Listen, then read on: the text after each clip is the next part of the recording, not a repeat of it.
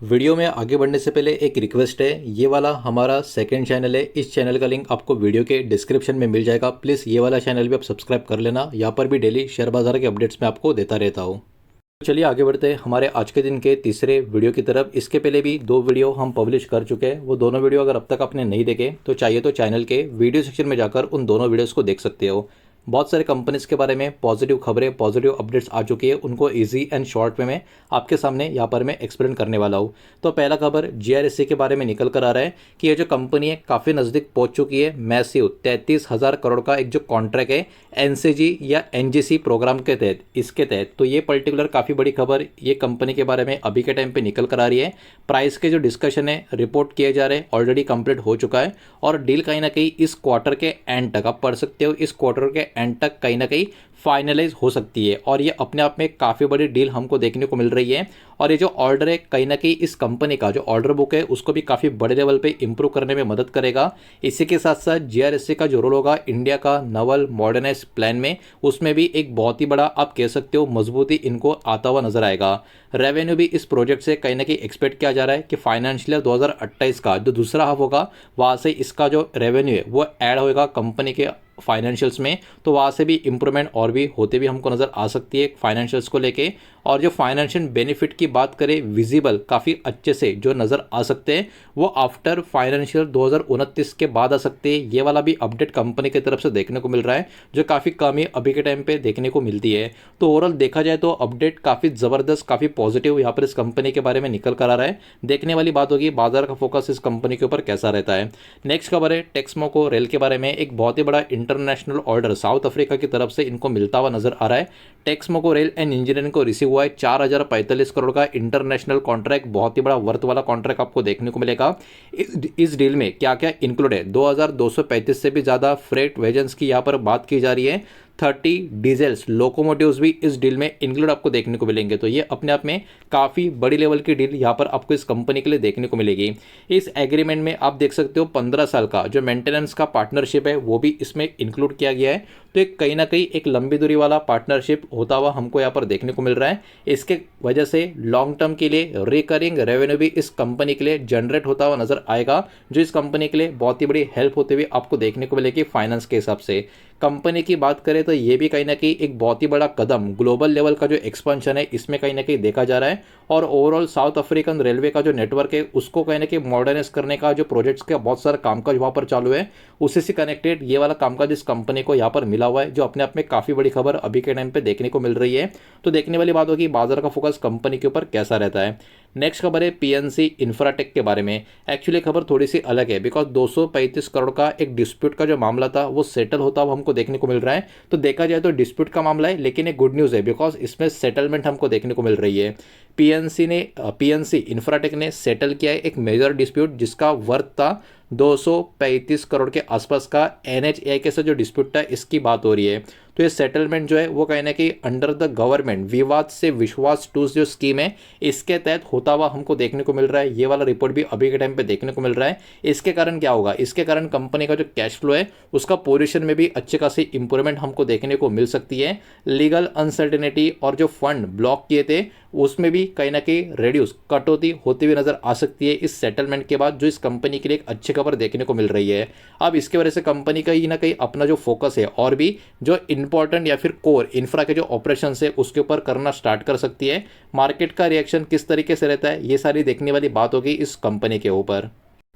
बढ़ते आगे next update की तरफ, जो दोस्तों टाटा पावर के बारे में। इनका एंट्री एक्चुअली स्मॉल मॉड्यूलर्स जो न्यूक्लियर रिएक्टर्स होते हैं उसमें होता हुआ नजर आएगा। एसएमआरएस इसको बोला जाता है। तो कहीं ना कहीं इसके ऊपर भी बहुत ही बड़ा एक डिटेल रिपोर्ट आता हुआ देखने को मिल रहा है, उसको एकदम इजी वे से आपके सामने एक्सप्लेन करूंगा। तो टाटा पावर अभी एक्सप्लोर करना है स्मॉल मॉड्यूलर रिएक्टर का जो अपॉर्चुनिटी है इस कैटेगरी को, और कंपनी यहाँ पर डिस्कशन भी करता हुआ आपको नजर आएगा एनपीसीएल के साथ, बिकॉज यहाँ पर टेक्निकल और रेगुलेटरी मैटर्स भी बहुत सारे रहते हैं। उसको कहीं ना कहीं यहाँ पर डिस्कशन कंपनी की तरफ से होता हुआ देखने को मिल रहा है। इनिशियल प्लान कहीं ना कहीं यहाँ पर 220 मेगावाट का जो एसएमआरएस है उसको इन्वॉल्व करने का यहाँ पर किया जा रहा है। पोटेंशियल साइट्स भी कहीं ना कहीं आइडेंटिफाई 3 अलग अलग राज्यों में की जा रही है। ये सारी चीज़ें भी कहीं ना कहीं रिपोर्ट के द्वारा अब निकल कर आ रही है। मिट्टी का टेस्टिंग और अर्ली स्टेज का जो स्टडी है वो भी शुरू हो चुका है। मतलब कहीं ना कहीं ये कोई मामूली न्यूज़ नहीं है, ये कहीं ना कहीं सीरियस डीप थिंकिंग जो चल रही है, एग्जीक्यूशन करने का प्लान चल रहा है, ये सब कुछ यहाँ पर हमको देखने को मिल रहा है। डिटेल प्रोजेक्ट रिपोर्ट कहीं ना कहीं अगले 6 महीने में आते हुए नजर आ सकती है। और ये जो SMRS है इसको कहीं ना कहीं कंसिडर भी किया जाता है। ये बहुत ज़्यादा फ्लेक्सिबल होते हैं अगर इसको आप ट्रेडिशनल लार्ज न्यूक्लियर प्लांट से कंपेयर करोगे तो देखने वाली बात है इसके ऊपर किस तरीके से आने वाले समय में क्या क्या चीज़ें और भी हमको देखने को मिलती है। और ओवरऑल इंडिया का जो पावर का ज़रूरत है, इंडिया का जो डायरेक्टली ग्रिड का कनेक्शन का ज़रूरत है, उसको ये वाला जो पर्टिकुलर चीज़ है ये भी सपोर्ट करता हुआ नजर आएगा। तो ओवरऑल बात करें, इंडिया अभी के टाइम पे प्राइवेट सेक्टर को कहीं ना कहीं न्यूक्लियर एनर्जी में एनकरेज करता हुआ आपको देखने को मिल रहा है। गवर्नमेंट भी यहाँ पर न्यूक्लियर एनर्जी का अपॉर्चुनिटीज प्राइवेट कंपनी के लिए ओपन करता हुआ आपको नजर आ रहा है। शांति बिल का भी एम जो अभी प्रपोज किया गया है हाल फिलहाल में, उसका भी एम एक्चुअली यही है कि जो सारे रेगुलेशंस है और जो सारी की सारी चीज़ें उसको सिंप्लीफाई करना और इन्वेस्टमेंट को या इन्वेस्टर्स को अपने पास अट्रैक्ट करना। तो कहीं ना कहीं न्यूक्लियर एनर्जी के ऊपर बहुत सारी चीज़ें अभी होते भी हमको देखने को मिल रही है, जिसमें कहीं ना कहीं टाटा पावर भी अपना एक बहुत बड़ा रोल यहाँ पर प्ले करता हुआ हमको देखने को मिल रहा है। इंडिया का पूरा एम कहीं ना कहीं यही देखने को मिल रहा है कि 2047 तक 100 गीगावाट का न्यूक्लियर पावर का जो कैपेसिटी है उसको कहीं ना कहीं अचीव करना है। और इसमें बहुत सारे बड़े बड़े ग्रुप जैसे कि रिलायंस इंडस्ट्रीज की बात करें, अदानी पावर की बात करें, ये भी अपना इंटरेस्ट यहाँ पर शो कर रहे हैं। तो देखिए बड़े बड़े प्लेयर्स एक ही जगह पर इंटरेस्ट शो कर रहे हैं, मतलब वहाँ पर जो ग्रोथ का अपॉर्चुनिटी है वो काफ़ी बड़ा निकल कर आ रहा है, इसलिए कर रहे हैं। तो कहीं ना कहीं ये वजह से भी टाटा पावर का जो स्टॉक है वो कहीं ना कहीं बाजार के फोकस में बना रह सकता है। बचे हुए जो न्यूज़ है वो भी देखेंगे, लेकिन वीडियो को लाइक कर देना, वीडियो को शेयर कर देना। पहली बार चैनल पे आ चुके हो तो चैनल को भी सब्सक्राइब जरूर कर देना। एसी मतलब एक्शन कंस्ट्रक्शन इक्विपमेंट के बारे में भी बहुत बड़ा अपडेट यहाँ पर निकल कर आ रहा है। कहीं ना कहीं यहाँ पर एक्सपेक्टेशन निकल कर आ रही है कि बहुत ही मजबूत डिमांड फाइनेंशियल ईयर 2027 में इस कंपनी का होता हुआ नजर आएगा। खास करके फाइनेंशियल 27 के सेकेंड हाफ में, दूसरे हाफ में ये वाला अपडेट कंपनी की रिपोर्ट में हमको देखने को मिल रहा है।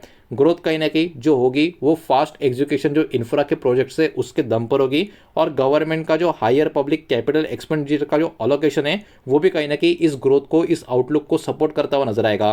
कंपनी ने एक्सपेक्ट ये भी किया है कि मजबूत demand cranes, material handling equipment और डिफेंस इक्विपमेंट में जो देखने को मिल रही है वो भी कंपनी की ग्रोथ को सपोर्ट करेगा।